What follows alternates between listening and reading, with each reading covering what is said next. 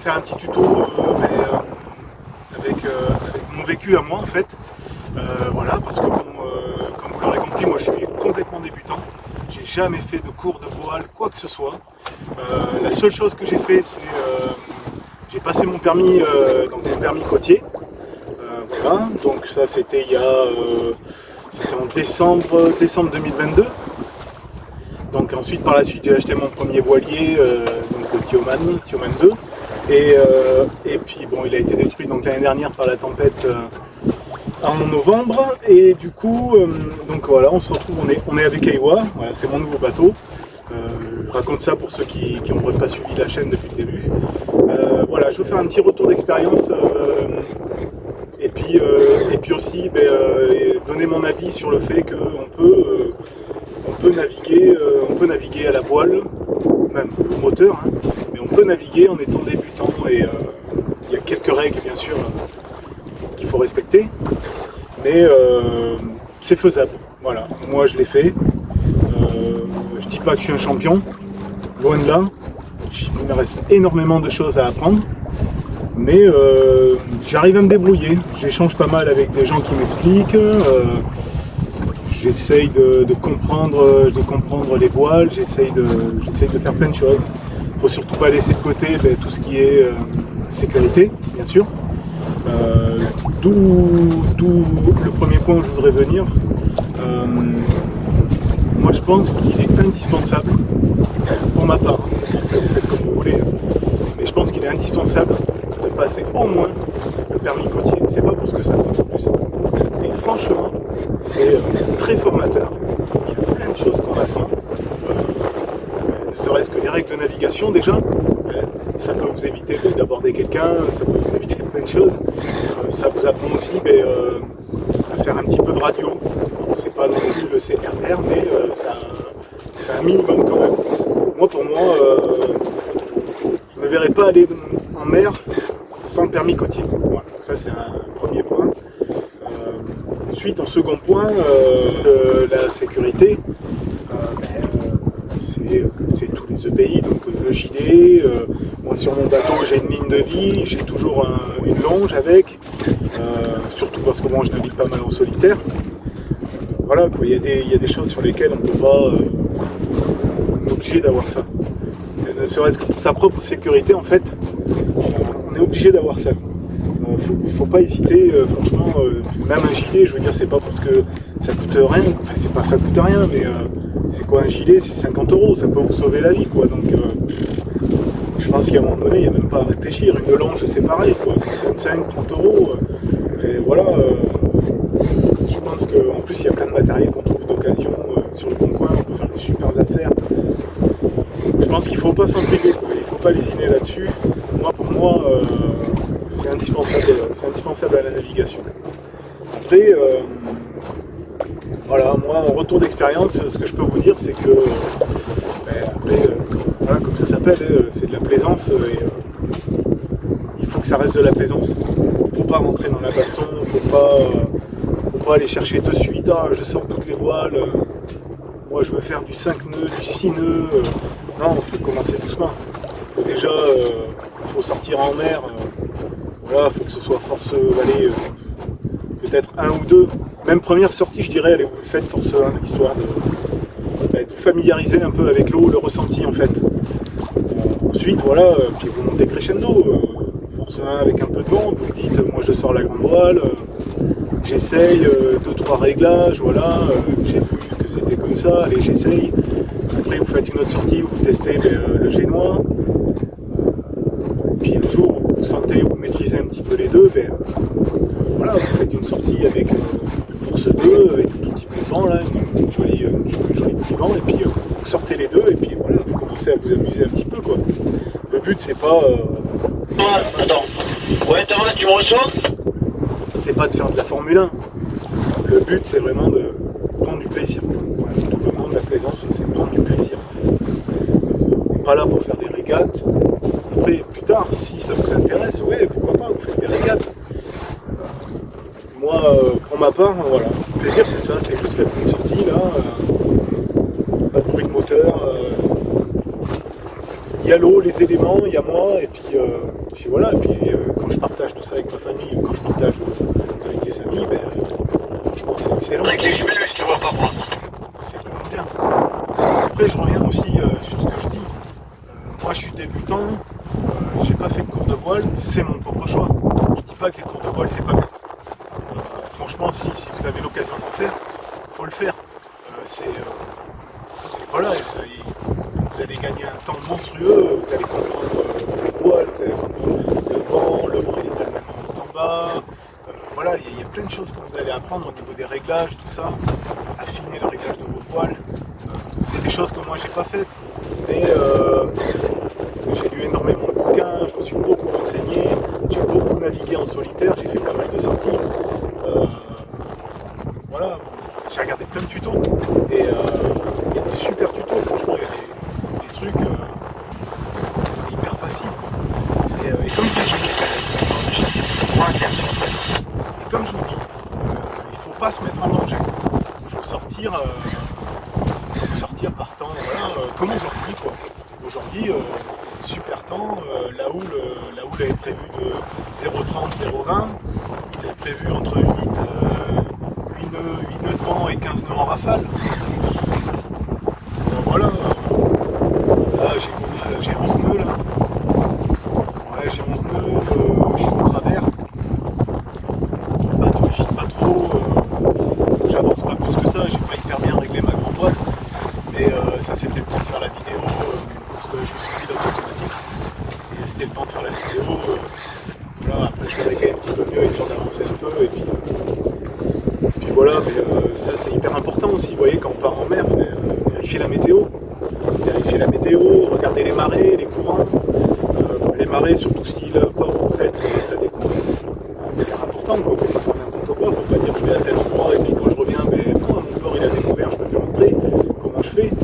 Voilà, il y a tout plein de choses qu'il faut prévoir à l'avance et ça demande un peu d'organisation, mais au final, tout ce qu'on va organiser à l'avance, en fait, on va le gagner en temps de navigation. Voilà. Plus vous préparez à l'avance, et c'est valable pour les manœuvres. Plus vous vous préparez, vous vous entraînez, et plus vous gagnerez du temps au niveau de votre navigation. Les manœuvres de port hyper importantes. C'est pareil, toujours prendre en compte dans le port, du coup, déjà sa vitesse, hein, ça c'est sûr, mais surtout d'où vient le vent. C'est hyper important de savoir connaître son bateau. Tous les bateaux sont différents. Et bien connaître son bateau, savoir comment il réagit, est-ce qu'il réagit vite, instantanément ou pas, parce que voilà, il y a certains bateaux, moi je vois et c'est pas de suite, c'est pas franc, voilà, donc il faut un peu anticiper. Et c'est hyper important, mais ça de toute façon il faut s'entraîner, il n'y a pas de secret. S'entraîner à prendre un riz, il faut s'entraîner au port. Moi je me suis entraîné au port à prendre un riz, voilà, j'avais peut-être l'air bête, tout le monde me regardait peut-être, ils se disaient qu'est-ce qu'il fait celui-là, mais c'est pas grave. C'est pas grave, moi je m'en fiche. Par contre, voilà, j'ai fait une sortie il y a quelques temps, il y avait peut-être 17-20 nœuds. J'ai dit allez, je la tente, mais j'ai pris 2 riz, quoi. J'ai pris mon deuxième riz, j'avais pas envie forcément de prendre de risques. Et je me suis dit, voilà, je me sentais prêt à essayer un petit peu, voilà, c'est pas non plus la grosse baston, mais c'était déjà pas mal. Et je vois avec le deuxième riz, vous voyez, forcément, il n'y a pas besoin forcément de grande surface de voilure pour avancer. J'ai fait du 4,5 nœuds. Donc voilà, j'ai fait une toute petite sortie, hein, ça n'a pas duré longtemps, même pas 1 heure. Mais j'avais envie de tester pour voir comment le bateau réagissait. Ça en fait partie, voilà, ça fait partie de l'apprentissage. Il n'y a pas de secret, il faut vous entraîner et franchement c'est que du bonheur, c'est un plaisir, c'est vraiment, vraiment top, quoi. Voilà, aujourd'hui vous voyez on est le 15 septembre, c'est plus l'été, ça se sent, hein, il fait pas super chaud, donc ça c'est un point sur lequel aussi voilà, il faut anticiper aussi. Moi à bord j'ai toujours une tenue, j'ai toujours un surpantalon, j'ai toujours un manteau, voilà, parka, des choses comme ça, tenue de pluie quoi, histoire de... La mer elle change très très vite, et je peux vous garantir que la mer c'est toujours elle qui gagne. Voilà. Vous pouvez jouer avec elle, mais à la fin, c'est toujours elle qui gagne. Donc voilà, il ne faut pas jamais partir en mer. Voilà, bah, bon, là aujourd'hui, je suis en short et en t-shirt. Moi ça va, j'ai regardé la météo, il n'y a pas de problème. Et puis c'est vrai que bon, je supporte bien la température, donc ça va. Mais il n'y a pas que ça. Voilà. Il faut se dire que peut-être on peut avoir un problème en mer. Il y en a plein, il y a plein d'histoires de voiliers, de personnes qui se sont perdues au large, qui ont eu un souci mécanique ou autre chose, et qui se sont perdus au large. Et voilà, il faut prévoir des vêtements chauds, des vêtements secs. Il faut prévoir plein de choses, donc tous les éléments de sécurité. Ça coûte rien quand on sort du port, par exemple, de passer un message radio. Vous voyez, moi, à chaque fois que je sors, bon, mais, là, j'appelle le phare des baleines, donc je passe mon message et je lui dis que c'est pour un essai radio. Et souvent, ils me répondent, on reçoit fort et clair, donc voilà. Pour moi, c'est important à chaque fois de me dire, bon, moi, mon matériel, il fonctionne bien, ça prend 2 secondes, c'est rien du tout, quoi.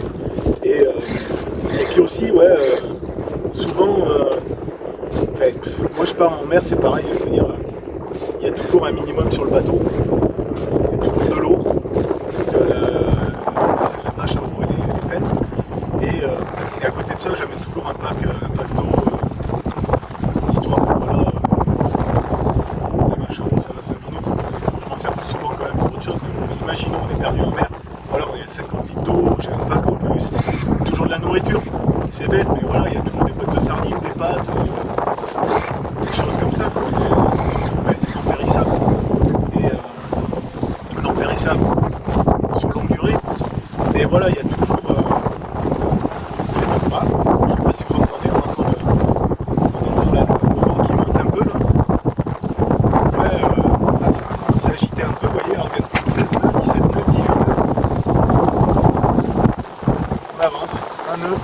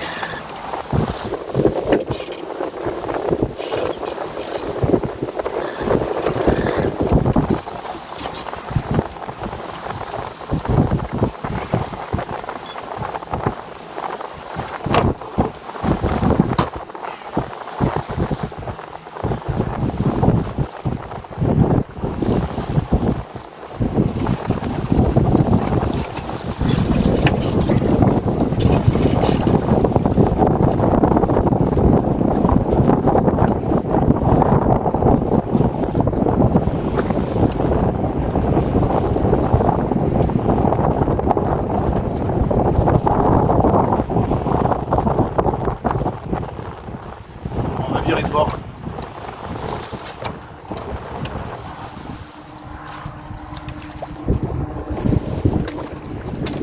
Là, bon, petite reprise, j'ai fait une pause de quelques secondes là, j'ai viré de bord, j'ai eu une grosse rafale d'un coup là qui est montée à 23 nœuds là, ça a bien gité,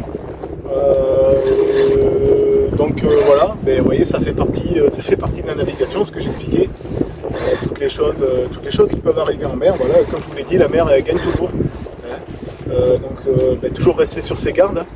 Peut-être que dans l'idéal, voilà, j'ai pas pris de riz, faut pas exagérer non plus quoi, mais et voilà, là j'ai repris, je suis passé de 8 nœuds à 15 nœuds, le vent est assez instable quoi.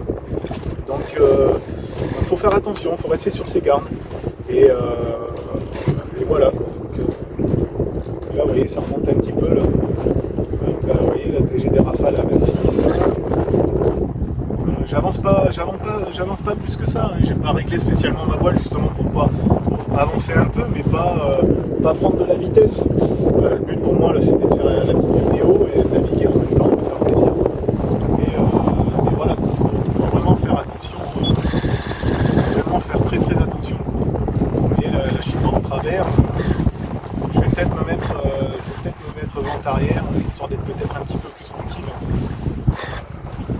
Je vais commencer la vidéo. J'y suis presque. Donc ouais, faut vraiment faire gaffe.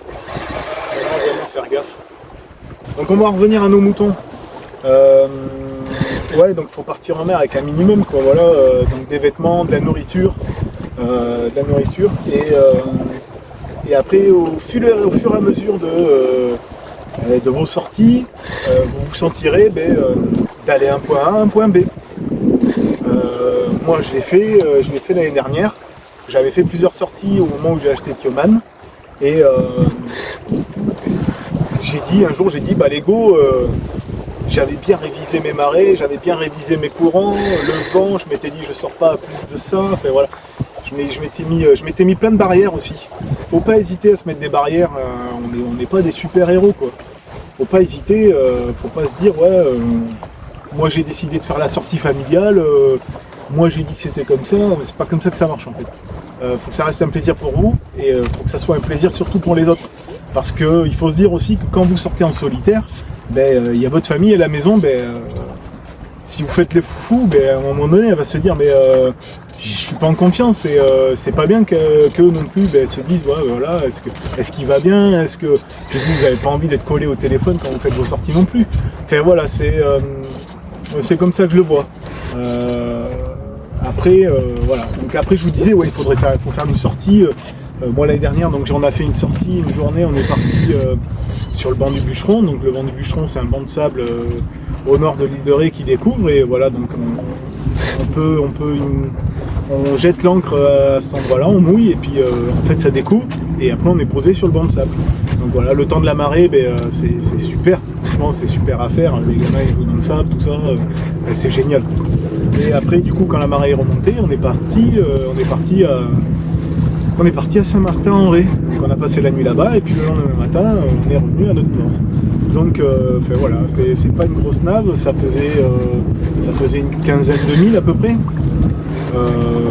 Ce qui est déjà pas mal quand même en fait. Mais voilà, on se l'était organisé, tout ça, et franchement ça a été un super moment. Donc je vous dis voilà, quand vous êtes prêts, quand vous êtes entraîné, tout ça, voilà, faut le faire. Il y a un point qu'on pourrait parler aussi, c'est en tant que débutant, c'est aussi l'achat du voilier par exemple. Voilier ou même bateau à moteur, c'est plus voilier bien sûr. Mais bon, de base, comme je vous l'ai expliqué, j'ai passé le permis côtier, et je n'étais pas forcément parti pour acheter un voilier. Le but était d'avoir le permis, parce qu'on s'était dit si jamais un jour, je sais pas, moi, par exemple en Espagne, est-ce qu'on se louerait pas un petit bateau, une chose comme ça, voilà.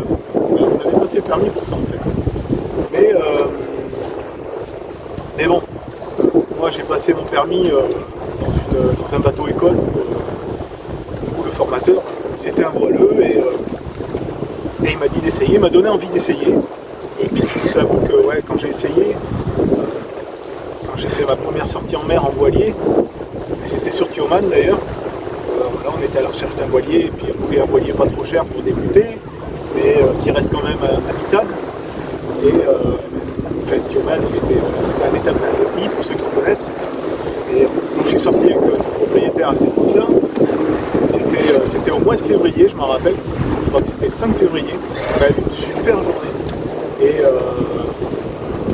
quand il a éteint le moteur, c'était magique. Franchement, c'était magique. On a lancé avec la force du vent, et moi j'ai trouvé ça génial. C'est génial aussi le voilier, parce que quand on rentre au port, on n'a pas la méchante facture de 100 ou 150 € d'essence. Hein, Oui, 171 du gros seul, je reçois avec les enfants. Donc ça fait partie des choses aussi à prendre en compte. Le budget c'est hyper important. Un voilier, même un voilier, qu'il soit petit ou grand, alors plus c'est grand, plus c'est cher, hein. En entretien, en place de port, tout ce qui s'ensuit. Un petit voilier c'est pareil. Donc voilà, ça demande un peu, ça demande du temps déjà, ça demande de l'argent. Ouais, 671 du gros seul, c'est tout bien pris, on va se mettre sur le 68. Après, si vous voulez réduire les coûts, faut être bricoleur. Moi je suis pas mal bricoleur, vous l'aurez compris.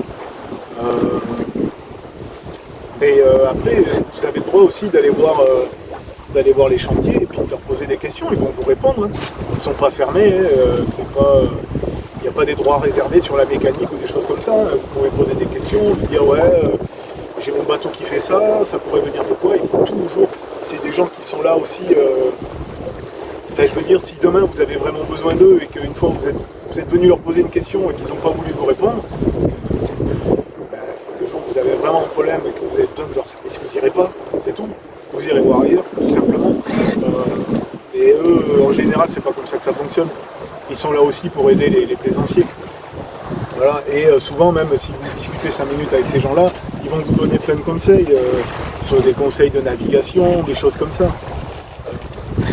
Moi j'arrête pas de me renseigner en ce moment sur la pêche. Parce que voilà, j'ai quelques petites lignes de traîne et puis je voudrais comprendre comment je pêche tel poisson, enfin, des choses comme ça. Là, cet hiver, on va enlever les voiles et puis j'aimerais bien, ça m'empêchera pas de sortir au moteur, pas trop loin, là, et puis d'aller poser des casiers, j'ai envie d'essayer. Je dis pas que ce sera peut-être la meilleure expérience, mais pourquoi pas, faut essayer, c'est tout. Le voilier, c'est pas forcément fait pour pêcher, mais écoutez, ça reste un bateau, on est en mer, je vois pas pourquoi je me priverais de ce plaisir-là aussi. Donc voilà, ça englobe un peu tout ça, le voilier. Je sais pas si... moi, c'est mon expérience, c'est mon retour. Voilà, en tant que débutant, c'est faisable. C'est faisable. Il n'y a pas forcément, voilà, comme je vous l'ai dit, pour moi, il faut au moins le permis côtier, ça c'est sûr. Et après, franchement, si vous avez des appréhensions, tout ça, n'hésitez pas à faire des stages de voile, une semaine, 15 jours, même tous les ans si vous voulez. C'est pas parce que voilà, ça se trouve moi l'année prochaine, peut-être que je vais en faire un pour voir si ce que je fais est bien ou pas. Il y a plein de choses, il y a plein de choses à voir. Donc voilà, c'était mon petit tuto pour vous expliquer un peu mon retour d'expérience et puis partager un peu tout ça. N'hésitez pas, voilà, à commenter, et puis s'il y a des choses que j'ai oubliées, que j'aurais pu ajouter, faites-le-moi savoir. Voilà. En tout cas, j'ai pas fait énormément de vidéos pour cette saison. J'ai été pas mal occupé à côté de ça. Mais j'espère que la saison prochaine, on pourra faire pas mal de choses. Surtout partir en croisière. Et puis voilà, j'essaierai de partager d'autres trucs. J'ai encore plein de travaux à faire sur Ewa, donc je ferai plein de petites vidéos sur cet hiver. Et puis voilà, allez, j'essaierai de vous donner des nouvelles assez vite. Et puis on se retrouve pour de prochains tutos sur Ewa. Allez, merci à tous, salut!